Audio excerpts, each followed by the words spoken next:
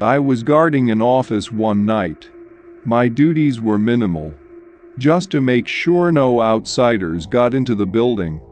I'm physically weak, of course, but if someone could break through that unrealistic iron door at night, even SWAT would hardly be able to stop him, so I was there more for looks. I let the bosses in, made sure the ceiling didn't leak, because sometimes the pipes on the second floor burst. And once a week I had to clean the windows from the inside. In general, the work was not difficult and not dusty.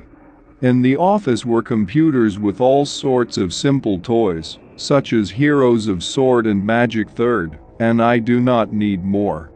Everything was always quiet, only the director, some manager and me had keys. One Saturday night at work I was sitting at a game one Saturday night, and suddenly something rumbled on the other side of the door. One time. I went over and looked through the peephole, but no one was there. I decided it was just a vision and went back to the game, but no sooner had I sat down in my chair than something rumbled again, a man's voice and a knock on the door. I decided it was the principal and put my keys in. Turning the key one turn, I looked through the peephole again, but no one was there. I said loudly, "Director, is that you?" There was no response. I turned the key again, and immediately a voice came from the other side of the door. This time it was a woman's voice, but again I couldn't make out the words. She seemed to be speaking, but it was syllable after syllable, nonsense. So I loudly shouted at them all through the door and threatened to call the police. Here I lied, there were no phones in the office. I only knew that theoretically somewhere there should be a button to call the fire department, but I never realized if there was or not.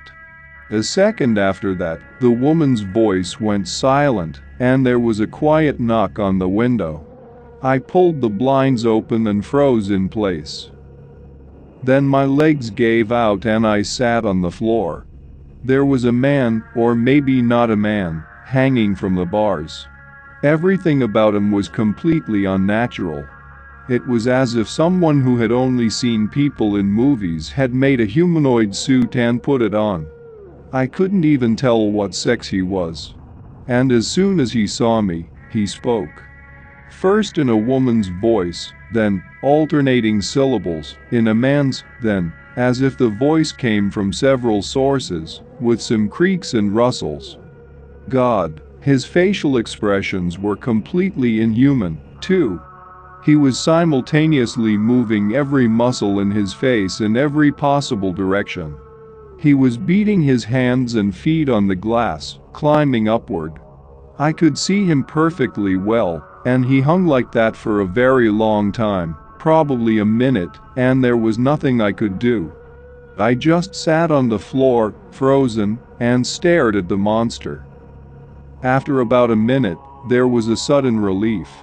In an instant, all the cacophony was silenced, and he turned his head sharply. I swear it turned about 100 degrees, froze for a few seconds staring at something, and then jumped up and walked away, saying something in a new low vibrating voice. Where it went, I couldn't see from the floor. I only had the strength to pull back the blinds and crawl into a room that had no door or windows. There I sat down and cried like a little baby. The last time I had cried was about 8 years ago. Then the tears were gone, and I began to shake violently. So, on the floor, I sat there until 8 o'clock in the morning, frightened by every rustle, until the shiftman came. I stared at him through the peephole for 2 minutes, asking him to leave, to come back, to say something. Finally, I let him in. He slapped me on the back of the head, and I just laughed happily and hysterically, tears coming to my eyes again. Anyway, when I got home, all pale and with circles under my eyes, I got on the scale. I had lost 14 pounds overnight. Since then, I often slept badly at night. I was tormented by nightmares. Not a word or a hint to anyone I know. I'm sure they'd just laugh at me.